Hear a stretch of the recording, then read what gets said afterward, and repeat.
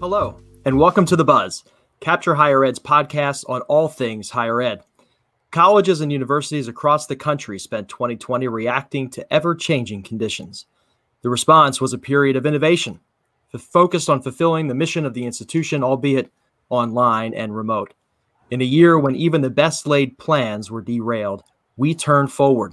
2021 brings with it the promise of restoration, returning to our strategic planning, bringing with us some new tricks, and focusing efforts on even greater innovation as we plan for this, the next normal. I'm Jack Klett, Director of Graduate and Online Initiatives for Capture Higher Ed, filling in for Amanda Scott, who usually has our hosting duties.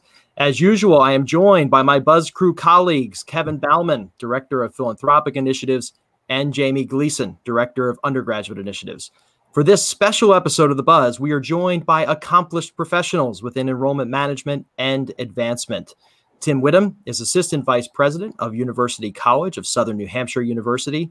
Julie Zaliski serves as Dean of Enrollment at Damon College. And Chandler Vandenberg is Director of Development for Major Gifts at the University of Texas at Austin. Tim, Julie, Chandler, welcome to The Buzz. Thanks, Jack. Thanks for having us. Great to have you guys here. And let me Jack, I think you got all those names right. You certainly got my name right, but I'm pretty impressed. I think you got all those names right. And what a wonderful introduction that was. Unbelievable. What a historic moment, too, having the first video buzz. This is very exciting. And I actually am now realizing I need a haircut. Yeah, we all realized that a while ago, Jamie, but that's okay. It's in keeping with your farmer image. This is an exciting episode. I'm sorry that Amanda can't be with us. I know she wishes that she could be, but she has some unexpected work being done at her home. So right now, all we would be hearing would be chainsaws and hammers, and that's not what people want to listen to on The Buzz. No. They want to hear your voice. It's majestic, Jack. I think that's the word that's coming to mind. Majestic. Thanks, Tim. You're welcome. I want to thank everybody for scripting me. That was really nice. I appreciate it. All right. So listen, we have a great episode today because we really are excited to be talking about this kind of pivot, right? We've been doing a lot of reacting these past 5-6 months to what we've been facing out in the world. So with that, I think has come some really good stuff, some of which we're going to carry over as we do a lot of this strategic planning now for 2021. No matter what it might look like. So that kind of tees up our first question, which really will be to all of our guests today. And that really is, what does this fall look like on your campus? So from classrooms, are they online, hybrid, in person, to residence hall life, our dorms reopen, athletics? So just paint a picture of what fall will look like on your campus. Sure, I can go first. The short answer is going to be different. That's for sure. It's going to be for the University of Texas at Austin. Right now, a lot of our or most of our students are going to be hybrid. I talked with quite a few students, and they're some of them are excited to come back. Some of them are still a little bit iffy on what they're going to do. And things like that. But it's definitely going to be a different fall semester for sure. As you can probably guess, with the University of Texas specifically, football is a pretty big deal. That's also going to be different. Right now, our stadium is going to be roughly 25% capacity, which is a big difference. And to be honest, also a huge downside on revenue. That's a huge revenue source for the university, and to have 25% capacity is a huge hit for our athletic department. And as most people know, the football program and the revenue from that supports a lot of the other sports. And so it's not just football that's impacted; it's the entire athletic department. So, and specifically with the School of Engineering, I mean, there's a lot of courses that can be taught online, but for example, labs. Those are courses that are very difficult to teach in an online setting, and so it's going to be a difficult fall semester. It's going to be. I definitely feel like we're more prepared going into the fall than we were in the spring when things were just pulled and we had to get everything online in about 2 weeks. It felt like. Like I said, it's going to be a very different fall semester for sure. I think we're all in the same boat. Julie, what's it looking like at Damon? So different, I agree. At Damon, we are going to be in person, but we have de-densified pretty significantly, both in our dorms and our classrooms. So we've really spread people out. We are testing everybody when they come back. So we, one of the things that's really different, I love the start of the school year, you know, when the students are moving in and all of that piece of it. And it feels like from the admission side, like, you know, the big handoff, right? And I always participate in move in because it just makes me feel good to see them all arrive. Yes. Move in for us is very different. It's going to be over a period of 3-4 weeks. And, you know, different people on different days. We basically divided the students up depending on where they're coming from. And some of them, because we're in New York, have to quarantine for 2 weeks depending on where they're coming from. So, you know, that's different and it's a big challenge, but we've really been turning out in a socially distanced, safe way, staff to welcome students and try to make them feel like, even though it's a really different and can maybe almost feel like a stilted, like coming in and not being able to, you know, hug your friends and hang out, that it still feels like a warm and inviting place. Mm-hmm. So that's what we've been working on. That and cleaning, a lot of cleaning. Tim, how are things at SNHU? And I guess while you're answering, can you talk a little bit about your role at SNHU and specifically the fact that it might be a little bit different than what people think of when they think of SNHU? Yeah. So I am the AVP of first year admission for campus. Yes, Southern New Hampshire University does have a campus. It is located in Southern New Hampshire, Manchester to be precise. But my staff and myself, we work with your traditional first year campus bound college students. For our main campus is roughly 3,000, so a small private setting. We made the announcement early. I want to say it was May. We were one of the first area colleges to state that we would remain remote at least through this coming fall semester entirely. Obviously, we're pretty comfortable with online learning, and we really wanted to give our campus faculty, they will be teaching these courses for our returning students. So we wanted to give them as much time as possible to plan. And, you know, similar to what Chandler said, this is not this sort of rapid 4-day flip into an online modality. Let's give you months of planning and time to ensure that you can deliver an academic experience that meets those outcomes, that pull students together as effectively as possible. You know, we're hoping to be on campus in the spring. However, our first year students, and this kind of ties into, I think, something I'll talk about a little bit later on in the podcast, they were informed in April that they would be remote for the entire academic year for at least their courses. So all of their courses are online for their first year. If we open campus in the spring, I hope we do, they would be allowed to move back and take part in campus events and recreation stuff and sports and all that fun, you know, place-based opportunities of that kind. But at least for now, we're staying remote through January. Tim, I appreciate the insight there, and I think it's interesting to see sort of the different approaches, right? Knowing, Tim, your students knew very early on that they could expect a remote environment, and it sounds like every institution is taking their own avenue down that decision-making path. So thank you guys for sharing what that looks like on path. You know, Chandler, I'm going to pick up on what you said. You mentioned that we're a little bit more prepared than we were this first time when we were forced to go online. And so, as hindsight is often 20/20, think back to when COVID-19 came in, and you know, did you expect this to be around this long? And with the benefit of 20/20 hindsight, are there any strategies that you wish you may have implemented when earlier on? Sure. Yeah. No. I think. Thanks for that question, Kevin. Yeah. I mean, to be completely honest, did I think it was going to be this long? Absolutely not. I mean, I think being in fundraising, as you know, you're always the eternal optimist, and so I think a lot of people were hoping this is going to be done in 2 months, 3 months. If worst case scenario, here we are 6 months later, and we're still kind of in the same spot. So yeah, I was not expecting it to be going on this long, but definitely come to terms that this is a new normal, and we've had to change things quite a bit in how we do how we do our work. So.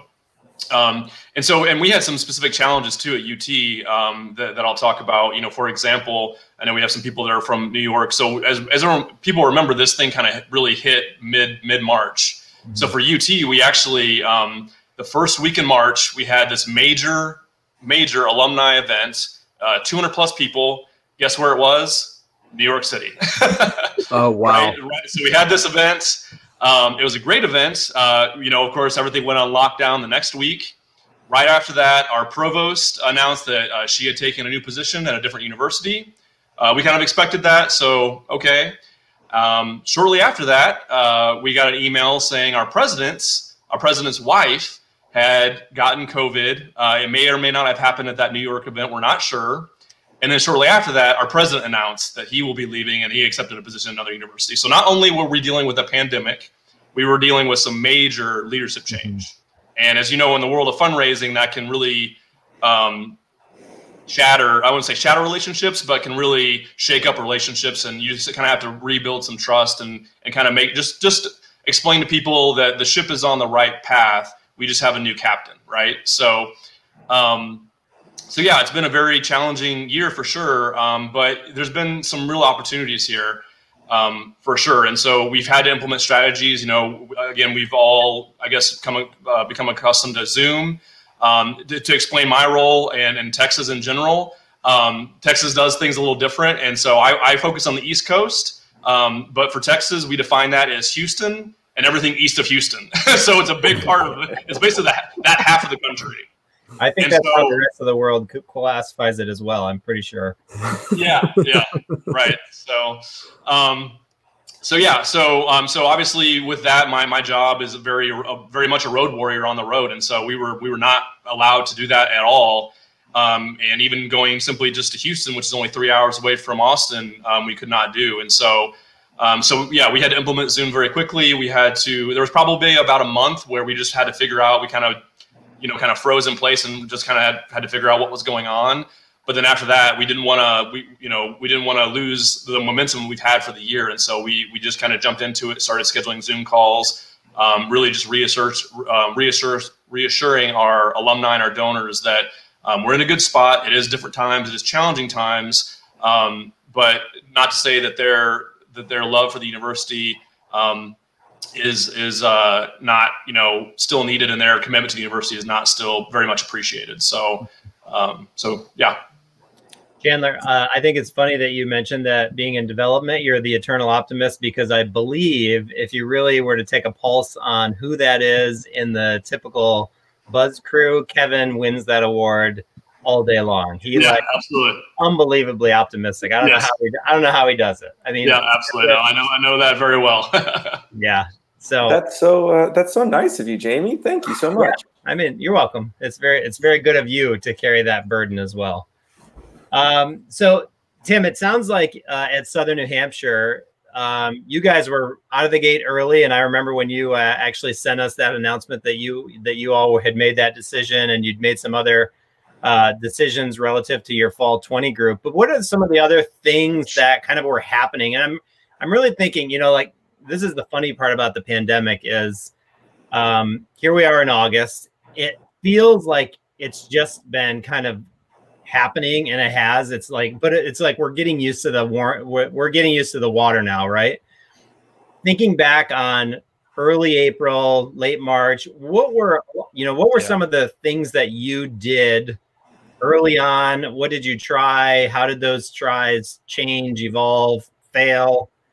And I'm thinking too, just to expand, like, not just even for fall 20, but like even for your underclassmen that you were trying to core, or maybe your current students, like what were some of the things that the university went through? Yeah, I mean, so what do we do out of the gate? I mean, we panicked, Jamie. I think quite a few tears. Initial panic. Yeah. I think Chandler said it. Like, we went from business as usual, things are looking a little weird, to you got to cancel all your events, to you are working remotely from home indefinitely in 4 days. Yeah. So that was so radically disruptive to our business. It was challenging, I think, for everyone. Sure. Nationwide, not just in enrollment management for that matter. Yeah. As we sort of settled in, the reality hit. It was like, oh, we are campus reliant when it comes to campus recruitment. Like, Sure. our campus is gorgeous. It's been invested in. It's state of the art. It's, it is a major selling point for us. It is our primary recruitment tool, and now we don't have it. It's a beauty. And we are reliant on these sort of complementary pieces that we don't really use that well to recruit this class. And so, I'll give you an example. We have a pretty high quality branded campus tour through a vendor that most people are familiar with. You could probably name it if you thought of it. It hadn't been updated in 3 years, which is a huge length of time. But for us, that meant didn't have our 2 newest resident halls on it. Sure. Doesn't show our visitor center. Doesn't show the state-of-the-art STEM building that opened in January, which kind of sad story, opened in January. Saw students for like a month and a half. So we ended up shooting, and this worked pretty well, this raw, candid campus tour. It was 2 days before campus closed with one of our best guys. We shot it on a cell phone, and that ended up getting more traffic in 3 months than our regular campus tour would get in a year. Wow. And we got a lot of good feedback that, it was a little unpolished. I mean, we obviously had some editing and some marketing, put some touches on it, but by and large, I think our audience appreciated what we were trying to give them, and we were doing so in a transparent, authentic nature. Other things that we've done, probably everyone website has gotten overhauled. I think COVID-19 response measures front and center. For us, especially because of the degree of transformation that we have been through or are undergoing, we are making every attempt to ensure that when students land on our website or prospective parent, whoever it may be, they're able to get at that information quickly. I think, we had plans, and this might be something that Julie or Chandler would be better equipped to talk to. We were thinking about, how do we do a live student panel with student guides who are now remote? How do we do some sort of like complimentary virtual academic class session that we normally would have done at Acceptance Students Day? However, when the greater SNHU announcement dropped regarding the state of our campus and the degree of transformation it would be undergoing, it kind of threw us into this pause mode where we could no longer execute those strategies. And it also completely changed the shape of our class and the demand for what we were offering. So we haven't been able to execute some of those measures. Don't know if you want me to go down that road just now, or maybe put the pause on that for a minute. Yeah, hold on to that right now, because I think we can talk about, further innovations later on as we continue to kind of morph through from the past through the current to the future. Yeah, I think that's a good place to pick up with this question for you, Julie, which really has to do with technology. I mean, it's no secret that you are a capture partner. Damon College is a capture partner. So you have and use some of our ed tech tools. But I do want to just ask in general, kind of what technology did you have at your disposal at the time when you were beginning to respond and react to this? Did you need to kind of do a complete assessment of that? Did you have enough? Did you have the right tools? Did you need to add? And if so, what did you add and why? It's a great question. So I think of it, technology, I mean, it was a big shift for us, just like Tim said. But to me, I think of it in kind of 2 categories. So we had this technology shift that we had to do for our own staff and our own enrollment management team, right? We were used to, all being together and face-to-face and generally being enrollment, you're just people, right? That's how you relate. And all of a sudden our team of 20 was completely pushed online, everybody from our processing team, through our graduate admissions counselors, our transfer counselors, and our first-year counselors. So I think one of the very first things we did was we all got Zoom, okay, and Zoom Pro, so that was good. But actually, I think more important than that is we had a really productive conversation about expectations for virtual work environments, right? And what that looks like. And that it's okay if your kid climbs up in your lap while we're having a meeting, because life happens, right? And, you don't want a parent to feel anxious about that because, they're trying to lock themselves in a closet somewhere and, be away from the kids and the noise. And I know even in my own house, we had a sudden transition of 5 people trying to work from home. It was a little crazy between that and the dog. So we really tried to talk about, just managing expectations. Being casual in your clothing, that's okay. You know, where it might not be as okay in the office, you know, right? Being flexible in your work hours, Zoom and being, you know, working from home allows you to do that. So it was good for, you know, I encouraged my staff to really go out, take a walk during the day, you know, get some fresh air, clear your head. We're all in quarantine. You need that. I don't need you sitting at a computer screen from 8:30 to 4:30. I need you to continue to connect to students. Sure. And that isn't necessarily in this box of hours, right? So Zoom really helped us with that, but I think setting those expectations and having just really honest conversations about it, right? You know, so that really helped. The other part of technology was our student contact and how we relate to students and how we share information. And just like Tim, you know, we were highly, highly dependent on students coming to campus, events, meeting us, tours, and we had to do a crazy shift in a very short period of time because it hit for us, like I'm sure most people, right before our accepted students days, right? And all of the things that we normally do in the spring. So we actually, for a small college in Buffalo, are really blessed to have a great IT team.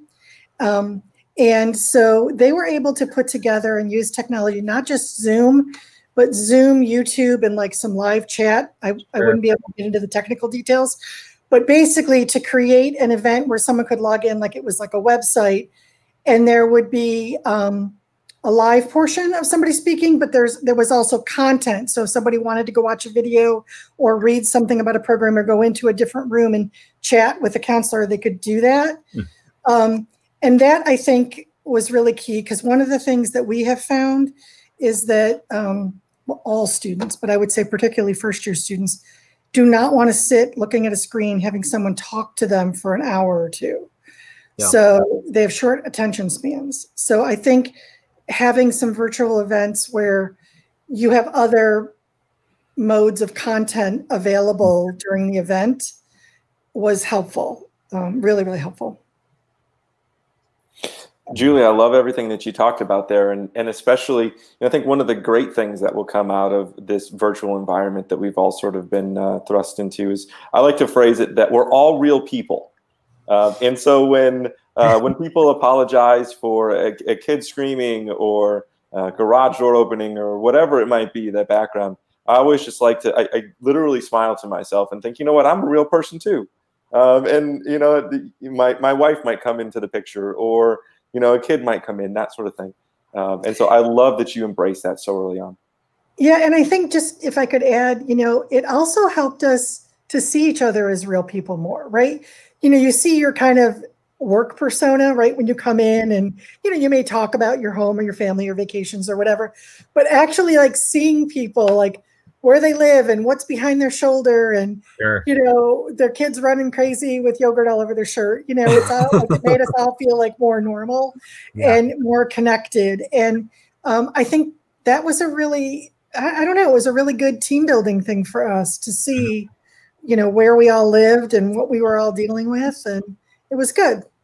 You know, it's funny because this reminds me of the podcast about 3 months ago when we were talking about remote work.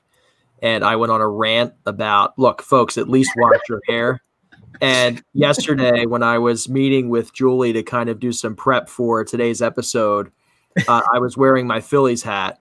Why? Because I had not washed my hair. So it's amazing. People, wash your hair. I'm pretty sure that was a direct quote from that episode. That is voice. That is correct, Jamie. Jack, is that why we're doing our first ever video podcast? Is that why? Look, I washed the hair this morning. Yeah. I mean, it forces us to actually wear clothing that is like presentable. Like it's almost like we're at an on-campus meeting right now. That's really what I feel like. So thank you. Thank you. Thank you to everyone. We put product in, so yeah. Absolutely. Well, and you know, Julie, speaking of, you know, you talked a little bit about technology and how you guys implemented what you guys did too. I can speak to that a little bit as well, where, you know, again, just like everyone, we had to fully jump online practically overnight. And again, kind of, you know, in your role, my job specifically is a very in-person job. You know, there's always the emails and the phone calls, but those are very, you know, I only have a very limited success rate in terms of getting the ultimate goal. And so one thing that we implemented is we had a vendor work with us with video technology that basically made it super easy to send video messages to a wide group of people, or whatever group of people you wanted to. And as you guys know, if it was a video before, if you wanted to get a video of, like, say, our dean or something, it was a very, a lot of production value. You had a camera crew come in. It was, kind of a lot of moving pieces. This made it very easy to where we could reach out. I could reach out to my people and deliver a message, within 10 minutes, and have it not be a big deal. Yeah. And so I looked at that as like kind of a weird in-between touch point of, like, not a full Zoom meeting, but also like a phone call. Somewhere fell in between a phone call and a Zoom meeting. So it gave me the ability to get a message across to 100 of my closest donors without having to send 100 emails, set up 100 Zooms, have 100 conversations, and then I got a lot of really good response from that. So that was something technology-wise that really helped us out during this time, and I'm going to continue to use it. I mean, once pandemic is over, that's not going to go away. We're talking a lot about that, about seeing how remote work has really worked for a lot of our areas of our business, and making that a more permanent option for staff that prefer it. Tim, while you've got the mic here, let me ask you, you mentioned previously that campus really is the primary recruitment tool. Yep. And with that going away as a recruitment tool, you probably had to take some pretty drastic action. Is there anything that sticks out in your mind as one of the more extreme actions that the team had to take? We love extreme over at SNHU, Kevin. It's like our favorite thing. So I think a precursor here is to say it was in our strategic plan as an institution to reimagine more affordable, more accessible, campus-based education options by the fall of 2023. Put that in a very small nutshell, kind of three components. We want to deliver more affordable, sustainable academic programming that leaves students with far less debt. Right now, we're talking about an aspirational annual tuition cost for our campus experience of less than $10,000 annually. Aspirational, still in the works, but that's kind of just to give you a price point. We want to improve and enable operability across our systems and our entire institution. We don't operate in full silos, but we're nowhere near as interoperable, as cohesive as we could be, given the size of our institution. So we got to remove those barriers. And we want to stop preventing students from really leveraging every modality that exists within the SNHU ecosphere. And we want to leverage the physical campus more effectively as an asset to expand the reach to more students. So those are the three kind of elements of this transformation. I've mentioned April like a couple times. So in April, middle of April, I'm like literally scrambling, like Julie's talking about, to put together some sort of virtual ASD supplement. And the president announced that he and the board had met and they'd voted to accelerate this reimagining work for our campus, not to occur between now and 2023, but to occur within the next 3 months. Wow. So the immediate impact for my shop, so we had our first year students, we had around 400 deposited first year students for campus at the time. The immediate impact was no first year students would be allowed to enroll in an existing campus academic program. All those programs were going to begin a teach out process. Instead, they were offered the opportunity to enroll at SNHU with their first year of study being fully scholarshiped. So they're going to pay $0 in tuition. They were told about the greater transformation effort, the goal to realize a new suite of academic programs by 2021. And, that additional clarity as to what that looked like would become available over the course of the next year. They were told you're going to take only Gen Ed online courses for your first year, but you can move on campus in the spring, provided we open and participate in those on-campus activities, like I mentioned earlier.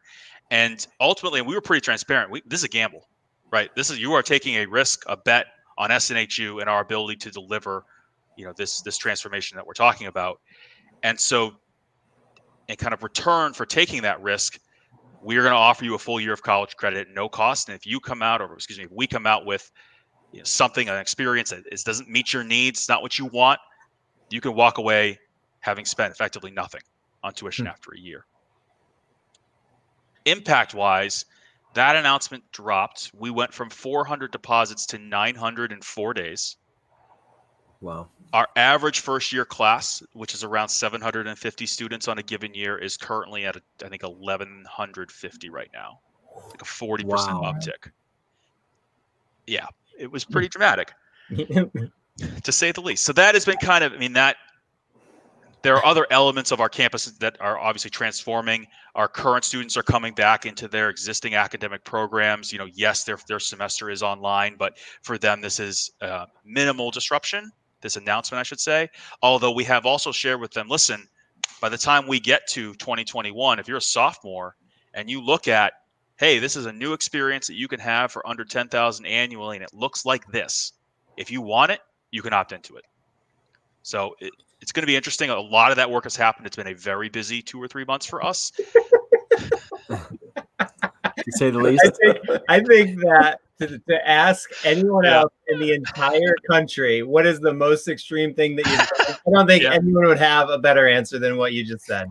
That is an unbelievable like roll of the dice. And it's fascinating. I remember, again, like when you sent that email to us saying that you were doing that, I immediately sent it to Jack, and I think we sent it to Anne, and it was just like, oh my word, here comes the game changer, like out of the gate. And it was, you know, phenomenal, like crazy town.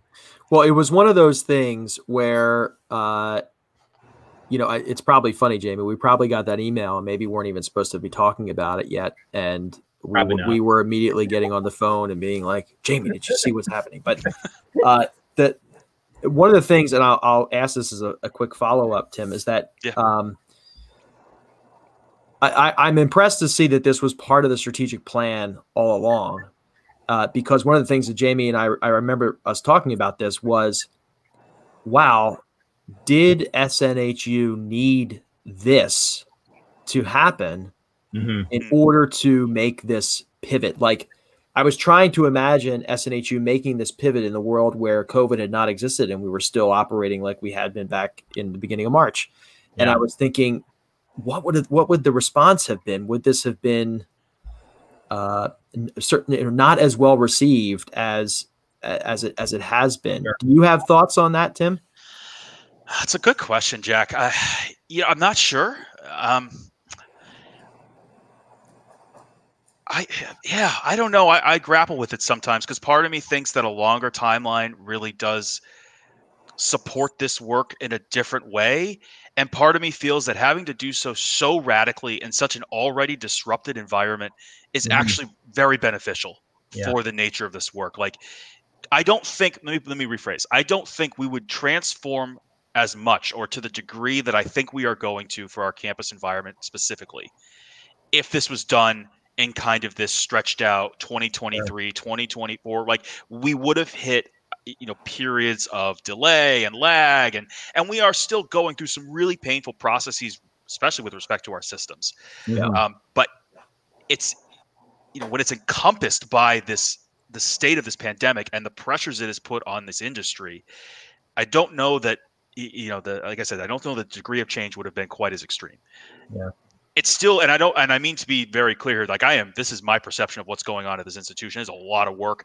We are in a phase right now where there's still very little that's been decided, at least as far as I know, in terms of our future state of operations. So, you know, lots of lots of work hours, lots of proposals, lots of discussions, lots of media. It's been aggressive, but kind of bundled up with the nature of the pandemic. That's really that sort of catalyst, that engine that has driven us forward. Tim, it sounds like the next normal for SNHU is a 40% increase in enrollment every year. Congratulations. I don't know how we're going to do that. We'll figure it out. Congratulations. We'll look forward to having you back next year to report on how you're doing it again next year. That's fantastic. You know, as we look forward to next year, Chandler, let me put you on the spot. You know, you mentioned that you've got some technology that you're carrying through from 2020 to 2021. How different will your 2021 plan be to your initial 2020 plan? Do you see some changes in your 2021 plan compared to your 2020 plan? Yeah, no, I mean, absolutely. I mean, you know, like I said, I think the theme of this podcast is different, right? So yeah, I mean, usually around this time, you know, or this time last year, I was really planning out my travel for the fall semester. Where am I going to go What cities do I need? Who do I need to go see? What cities are they in? What part of the country do I need to be in at what time? And that's not the case this year. And so it's challenging, but it's presented a lot of opportunities too. So for example, now that we have this, kind of, I think like we talked about, a lot of us are in this boat until at least December or January, if not maybe longer. So we know like the fall semester is going to be this way. And so one thing, if I need to go take a chair of a department or one of our outstanding faculty members to go visit a donor, it doesn't need to be a whole day, 2-day travel thing that takes them away from their office. We can hop on a Zoom call and do a 30-minute or an hour Zoom call pretty easily. And we can connect that faculty member with, and we've done this, sure. With that donor a lot easier, not having to worry about that kind of those logistical issues that, hey, what time can you go? Hopefully it works for the donor. If it doesn't, we got to start over, all those kind of just the things you have to deal with. And so yeah, it's presented opportunities that we didn't really think about or really weren't, Zoom again 6 months ago or 7 months ago wasn't kind of the norm. And so, but now it is. And so now we're fully taking advantage of that. And so we can get a dean in front of a donor a lot easier. And again, if getting on the schedule for a dean can be very challenging, especially if it takes a day or two to get them to a city where they need to see one of their major donors. So to be able to have that flexibility to hop on a Zoom call is great. Something else that we've done this past year, and actually I'm working on it right now, is so as a lot of schools do, we have these large scholarship endowment dinners where we invite all the donors, we invite all the students. It's a great event, a great opportunity for the donors and the students to meet each other and have that interaction. Of course, this year a big event like that is not going to happen, but of course we didn't want that opportunity to be lost.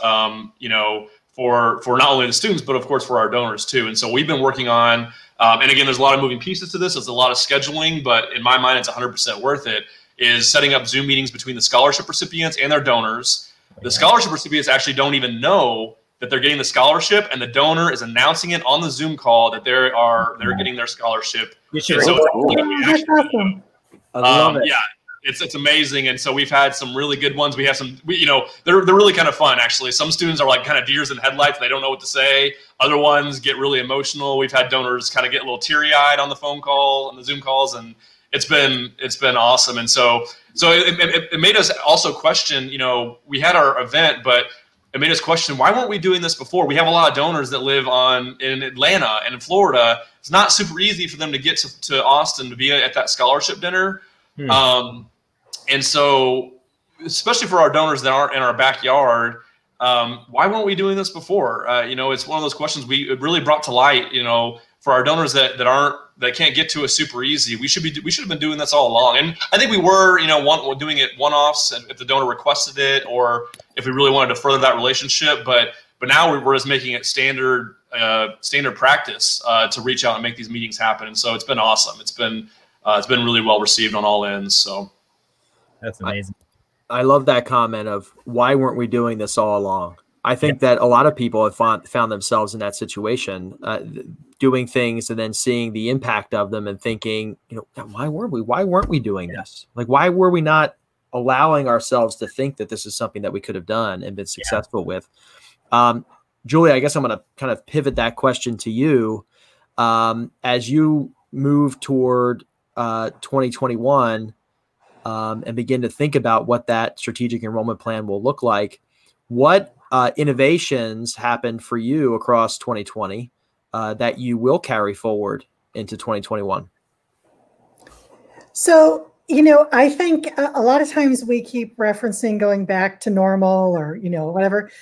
I don't honestly I think we've all shifted. Like, I think there's the new normal, and we've discovered, just like Chandler said, like, why weren't we using this before? Why don't we continue using this? That went really well. Like, let's do that again, right? Mm-hmm. So, things like having our counselors use multiple tools, multiple ways to connect with students, not just coming in and having them sit down face-to-face with us, that's going to be a great option. And when, and as we can do that and do that more and have, more people on campus, that's wonderful. But, we found that students love to connect by text or, a Zoom call or, whatever it might be. And it just gives us multiple tools in our toolbox. Okay. Mm-hmm. So I don't think there's really any tool that we've tried that we thought, oh, yeah, we don't ever want to use that again. I really think we're more shifted to now we're going to offer multiple modalities. So, we were even talking about our events going forward and someday, if we can have on campus like open houses, right? If that's going to work, that we would still continue to offer a virtual option, not just because some people might not feel comfortable, but because it's hard for families to travel. It's expensive to do those college tours and to go. And, for us, it helps us to expand our reach, right? And makes things more accessible for a family that can't necessarily drive, to Buffalo and afford a hotel and all of those kinds of things, but can still interact with us and feel part of our community. So I think we definitely will continue to carry those things over. The other thing is that I think the importance, Kevin mentioned this about the importance of your website and the tracking that we do with Capture and the tools that we use.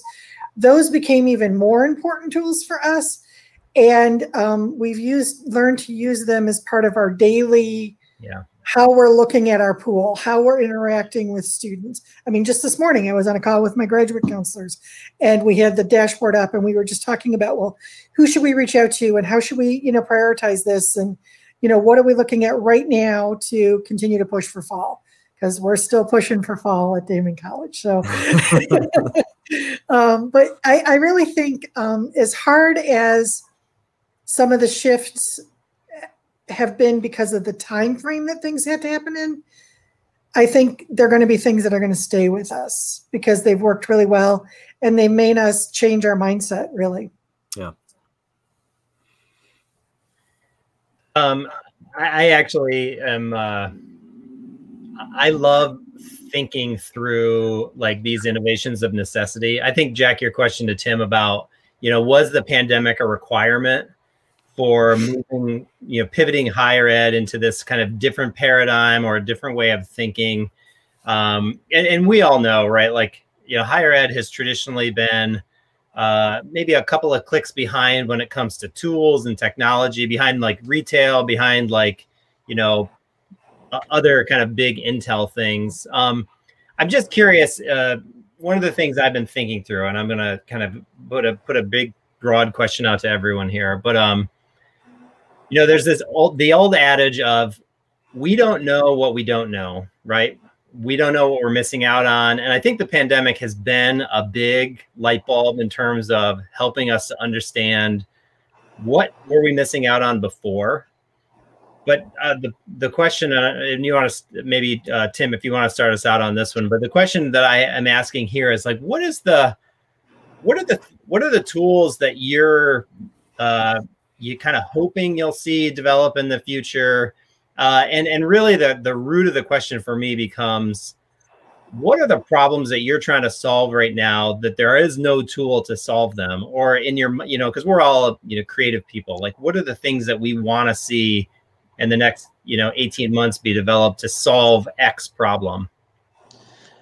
I kind of have like, all right, I want to stay in the meta with you, Jamie, but I have like two responses to your question. I think the first piece, and this ties into what like Julie and Chandler have both said about, kind of, we went through this period where deadlines got moved and schools went test optional and historically inflexible, rigid policies and practices suddenly became agile. Mm-hmm. And for me, as we look at the state of higher ed, that has to continue. Yeah. I'm a bit biased towards change. I work at Southern New Hampshire, like that. Okay. Yeah. But even so, like that feels like a necessity for this industry to move forward, with the aim of student support and access, especially knowing that this year's high school senior group probably is more disrupted in so many other ways than last year's. Sure. I mean, I can't imagine being a 17-year-old kid right now. We're just trying to, like, even kindergarten plans are insane here. I mean, there's 15 different kindergarten plans that we're looking at for my daughter. I can't imagine being a 17-year-old about to go into my senior year of high school, trying to navigate the college search process and the level of complexity it had pre-pandemic. Yeah. So this has to be the time to ask. And I obviously the degree of transformation for my institution is way over here. But even so, if you've always done it this way, why?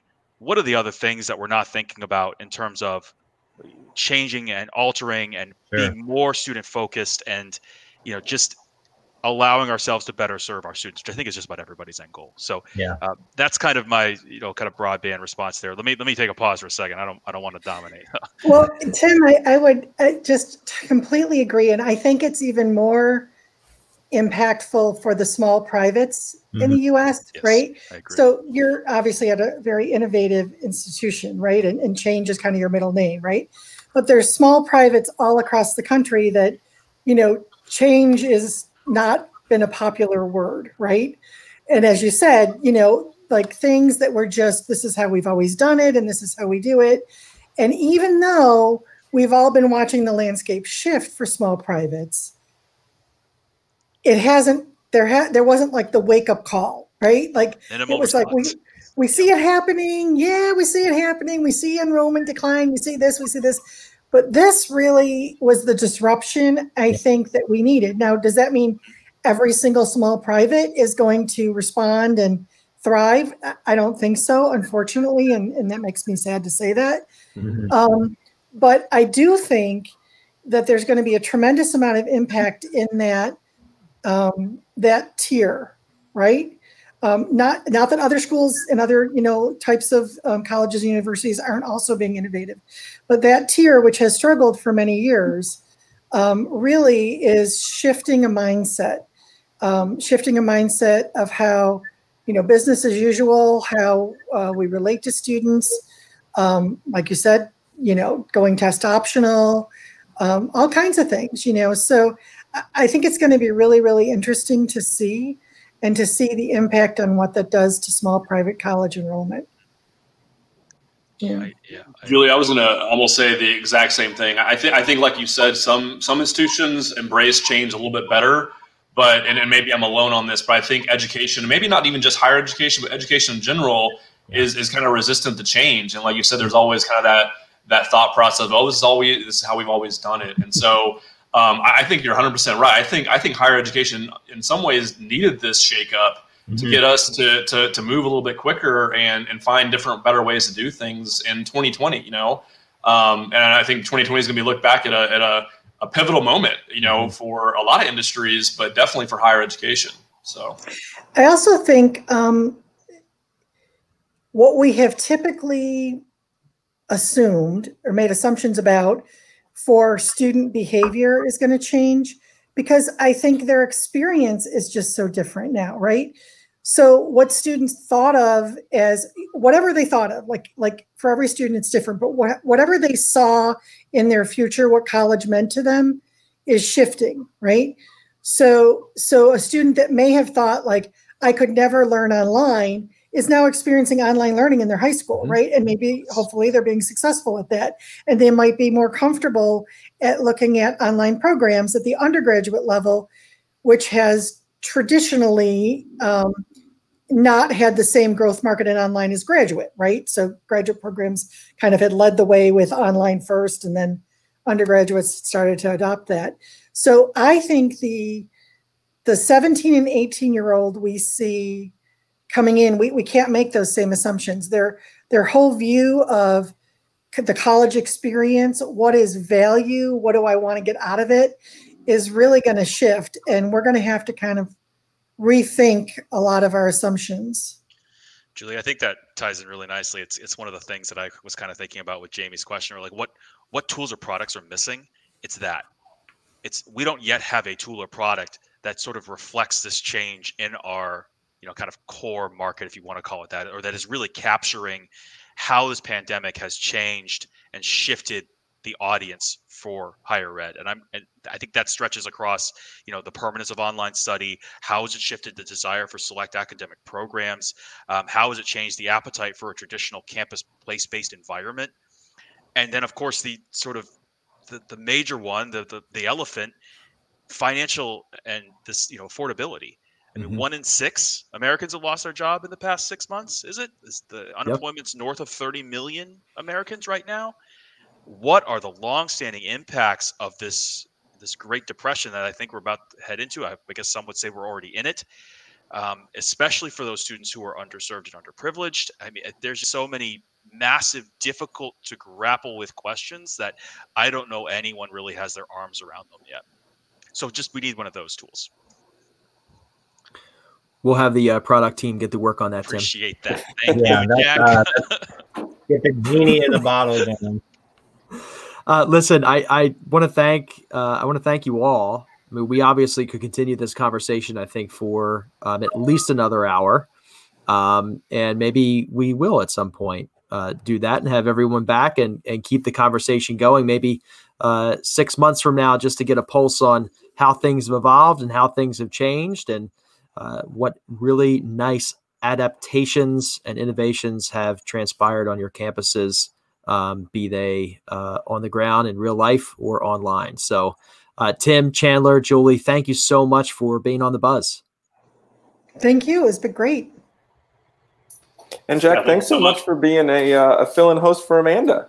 We missed her, but Jack, you killed it. Just so good, Jack. So good. On that note, he's a very versatile person, everyone. Land. On that note, Brandon, our producer, you may take us out of here. See you next episode, everybody. Thank you for tuning in to our latest episode of The Buzz, Capture's podcast for higher ed. If you enjoy the show, please make sure and leave us a 5-star review and share with your friends. Tweet to us at Capture Higher Ed with your comments or suggestions. And until next time, cheers.